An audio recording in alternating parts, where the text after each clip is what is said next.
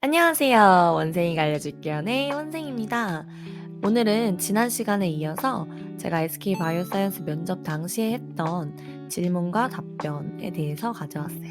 제가 나름 1등으로 뽑혔다고 하니까 제 답변과 동시에 꿀팁도 알려드리도록 할게요.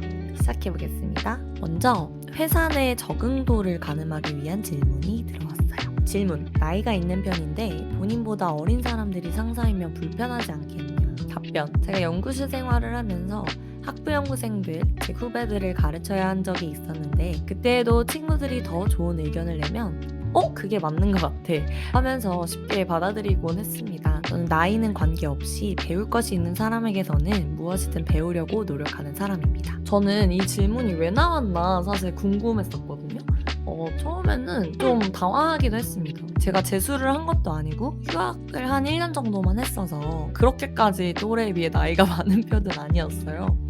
근데 나중에 제가 입사하고 들었는데 팀장님께서 그런 얘기를 하시더라고요. 자기는 면접을 볼 때 일부러 조금 신경을 긁는 질문을 한대요. 면접자가 어떻게 답변을 하는지를 좀 살펴본다고 하더라고요. 그 인적성 평가에서 좀 욱하는 기질이 있다라고 나온 사람들은 이렇게 신경을 긁는 질문을 하면 거의 화에 가까운 답을 내기도 한다고 하더라고요. 그래서 무튼 면접에서는 항상 자신이 어떤 이미지를 가져야 하는지를 생각하고 그 이미지에 맞게 대답을 하면 좋을 것 같습니다. 업무에 대한 태도를 묻는 질문이 나왔어요.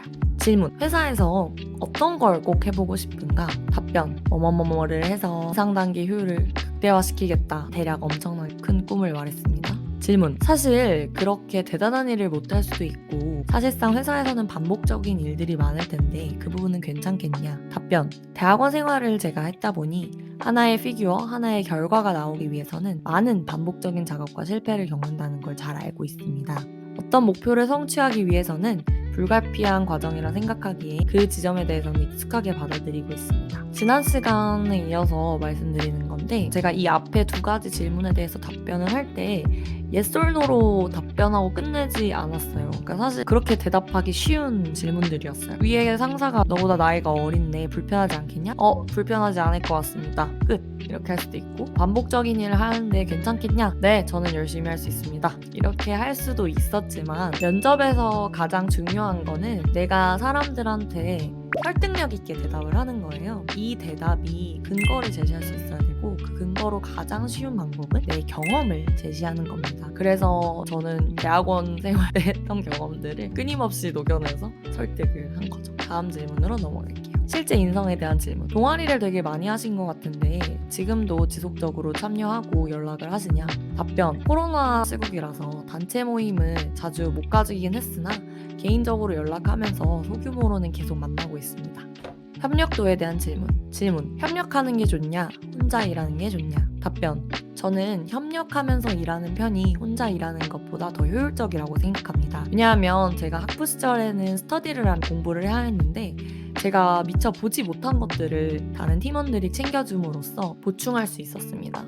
또 대학원 시절에는 동료들과 디스커션을 하면서 연구를 더 진전시킬 수 있다는 것을 깨달으면서 협력이 성과에 더 좋다고 생각했습니다. 자, 이 협력도에 대한 질문은 어쩌면 정말로 답이 정해져 있는 걸지도 모를 것 같아요. 일단 생명공학과라면 특히나 유관부서도 많고 협력이 불가피하다고 느껴지거든요. 사실 회사에서 사람을 뽑는데 조직에 잘 녹아드는 사람을 뽑으려면 협력을 잘하는 사람을 뽑을 것이고 그렇다는 것은 협력을 할 때 더 일의 성과가 난다고 생각되는 사람들을 뽑는 게 좋겠죠. 다음 질문. 야근을 버틸 수 있는지 묻는 질문. 보통 대학원 때 출퇴근 시간이 어떻게 됐냐? 답변. 평균적으로 8시 반에서 출근해서 9시 정도 퇴근을 했습니다. 제일 열심히 살 때 기준으로 대답했어요. 질문. 여가 시간에는 어떤 일들을 하나? 답변. 제가 대학원 시절에는 주로 점심을 먹으면서 넷플릭스를 많이 봤고요. 또 블로그를 운영해서 글쓰기 쓰는 것도 되게 좋아합니다. 질문. 회사에서 여가 시간을 못 누릴 수도 있는데 그건 괜찮냐?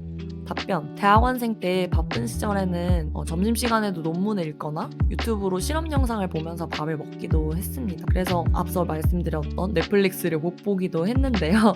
그렇게 열심히 저를 발전시키는데 채워넣다 보면 또 그 나름의 뿌듯함이 있더라고요. 그래서 그 부분은 가능하다고 말씀드리고 있습니다. 질문. 그렇게 여가 시간을 못 누리고 일을 하다 보면 번아웃이 올 수도 있는데 그런 경우에 어떻게 할 것인가? 답변. 제가 석사 때에도 사실 2년 내내 열심히 하기는 매우 어려웠습니다. 회사에서도 제품을 개발하는 시즌일 때와 아닐 때의 업무 강도가 조금 달라지는 걸로 제가 알고 있는데요. 그때 시간을 기다렸다가 그때 조금 시간을 누리면 될 것 같습니다. 라고 답변을 했습니다. 주변에 취업한 친구들이랑 얘기를 할 때 많이 나왔던 말이에요. 업무 시즌일 때는 진짜 바빠 죽고 아닐 때는 또 괜찮고 이런 경우들을 많이 봐서 그 내용을 살려서 답변을 했습니다. 전체적으로 분위기는 되게 좋았었고 이게 안 붙으면은 나는 면접을 앞으로 평생 못 붙지 않을까? 라고 생각할 정도로 제 기준으로도 좀 만족스럽게 답변을 하고 있었습니다. 그래서 여러분도 yes or no로 대답하지 말고 경험을 계속 붙여 대답하는 연습을 하시면 면접에서 좋은 성과가 있을 거라고 생각하고요. 또 미리 준비를 하실 때 여러분이 생각하는 열심히 일하는 것의 기준은 무엇인지, 열심히 일하면서 여러분이 성장을 할 때 느꼈던 거는 어떤 건지, 회사에서 좋아할 만한 소재들이 있잖아요. 그런 것들에 대해서 생각을 해보고 정리를 해보시면 좋을 것 같아요. 그리고 이런 게 많이 어렵다면 김원생 컨설팅에 연락을 해주시면 열심히 도와드리도록 하겠습니다. 네, 그러면 오늘은 여기까지 하고요. 오늘도 여러분을 응원하는 원생이었습니다. 감사합니다.